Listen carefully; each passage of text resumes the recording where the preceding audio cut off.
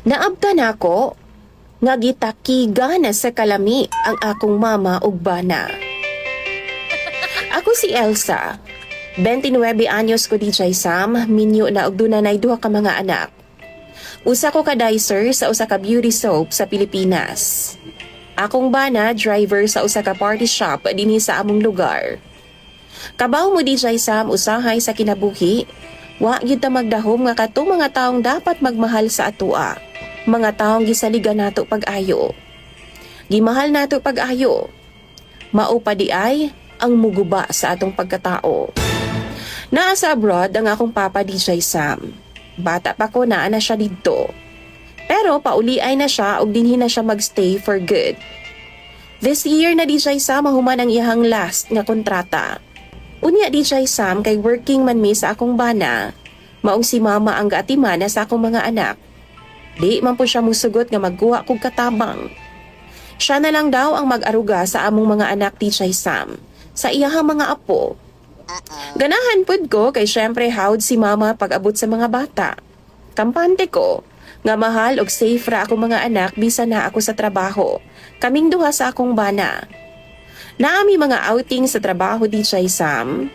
Naapod ko'y lagyo nga mga assignment. Biyahe paglayo. Mao nang kampante ko nga si mama jud ang mahibiling sa balay. Suod sab kaayo nga akong mama ug akong bana DJ Sam. Maong kaybaw kung okay ra pod kaayo ang dagan sa panimalay. Pag-abot sa among sex life sa akong bana, tagdugay ko niyang labtan. Nagtuo ko nga tungod lang sa kakapoy niya sa trabaho. Ganahan pod ko DJ Sam. Kay sa akong side, busy pod kay ko sa akong trabaho. Pabor sa akong di ko niya hilabtan kay kapoy pod biya kay ng butanga. Pero usa kay gayon ni ana. Hapit na nga akong regla. Murag bet na ako DJ Sam nga makipaghagwa-hagwa sa akong bana. Pero siya, di daw siya. Kay lain daw ang iyang lawas. Pero paghikap na ako DJ Sam, okay raman. Dili man siya init. Request pa niya DJ Sam nga sa sala na lang daw siya matug. Kay basin matakdan daw ang mga bata ug ako. Mapurnada pa daw ang akong trabaho. Isa raman gud may kwarto sa mga bata. Alanganin ko pero ni-insist man jud siya DJ Sam. Sala gid siya. Dala niya iyang unlan og habol tapos dito siya matug. Bandang 3:00 sa kadlawon, nigawas ko pero wa si Elmer sa sala.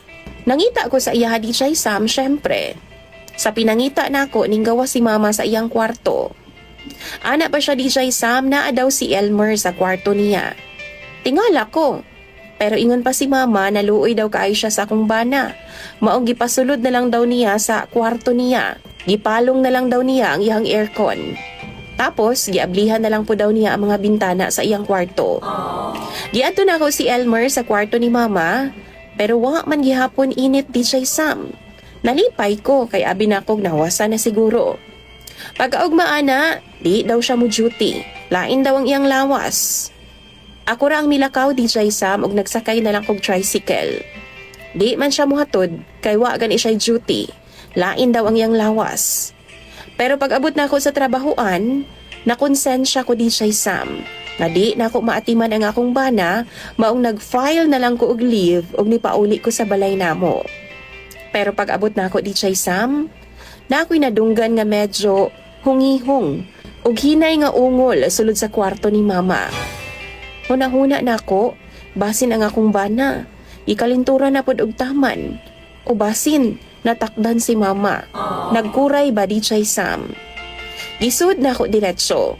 Naagiansab na ako nga akong mga anak nga naara sa among silingan. Nagduwa, maong nilahos na lang kog sud sa balay. Bandang 9:00 na to sa buntag DJ Sam. Gawas sa kwarto ni mama, nadunggan ako ang tingog sa akong bana. Nga murag wa man gikurayan. Gilamian pag-ayo. Ug ang tingog pud sa akong mama nga nagsigig utnga. Pag-abli na ako sa pultahan DJ Sam, maudjod ang akong naaktuhan. Nga nag-69 si mama ug akong bana nga si Elmer. Basa pa ang buhok nila. Pasabot bagong mga kaligo. Kaingon ko ba nga gikalintura si Elmer DJ Sam. Pero murag lahi man ang eksena nga akong naabtan. Gitakiga na sa kalami si Elmer ug akong mama. Grabing gubot ang nahitabo ato nga time. Ingon sa akong mama, pampalipas oras lang daw nila. Natinta lang daw siya o gimingaw lang daw siya pag ayo ni Papa. Nangayo siyag pasaylo nako. First time pa daw nila tong gibuhat. Talaga lang ha? First time? Kinsay patuuhon nila, DJ Sam. Grabe ang akong kahiubos. Kasilag kang mama og ingon man sa akong bana. Gusto na ako siyang isumbong kang Papa. Pero sa ulahi, nagunahon ako DJ Sam nga dagkong machine ang ginaatubang sa akong amahan matag adlaw. Og tingalig maunsa siya. Gugmaan og buutan kayong akong amahan na sa akong mama DJ Sam. Sa amo ang iyang pamilya. Tapos maora ni ibaws ni mama. Sigurado nako nga dugay na gid siguro silang dunay relasyon or ginabuhat nila sa akong bana. Dugay rami nilang giloko ni Papa. DJ Sam na agyapon na nga akong bana sa balay. Wa siya milakaw. Kay kung siya pa'y paingnon, bisan ako pa siyang palayason kay balay man daw na sa akong mama. Si mama ra daw ang naay karapatan mo palayas sa iyaha. Diba? Unsa ka baga og naong? Gisisi pa ko niya DJ Sam. Nabuhat daw na niyang butanga. Nagluib daw siya sa akoa. Kay si mama daw ang pirmi nga available. What? Si mama daw ang pirmi na sa iyahang tupad. Samtang ako, busy daw sa akong trabaho. DJ Sam, tungod sa akong trabaho niluag ang among kahimtang. Tungod sa akong trabaho, wa na siya gikapoy og taman. Pero ani ra di ay ang iyang ibaws nako. Sumbatan ra ko niya para ra maghihapon sa amo ang akong trabaho, ang akong gibuhat. Gusto kong makatabang og makigtambayayong sa iyaha. Pero nganong karon, gihimo niyang rason nga magluib siya nako sa ako pag yung inahan. Karon naglibog ko kung unsay akong buhaton DJ Sam. Sultian ba nako si Papa sa tanan?